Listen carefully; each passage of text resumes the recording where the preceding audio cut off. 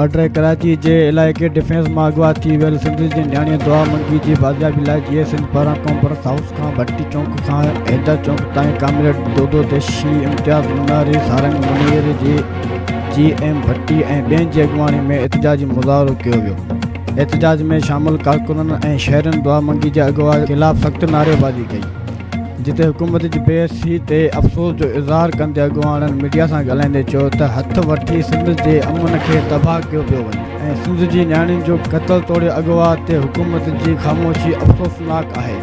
हुननि चयो त असां अञा निमरता चंदाणी जे सोग मां ई न निकिता आहियूं त वरी दुआ मंगी जे अगवा वारे दर्द में सिंध खे मुब्तला कयो वियो आहे। हुननि मुतालबो कयो त सिंध जी न्याणी दुआ मंगी खे बाज़ाब कराए सिंध क़ौम मां बेचैनी ख़तमु कई वञे। ॿी सूरत में असांजो एहतजाज कराची खां कश्मीर ताईं जारी रहंदो। Report Mazhar Mushahid border.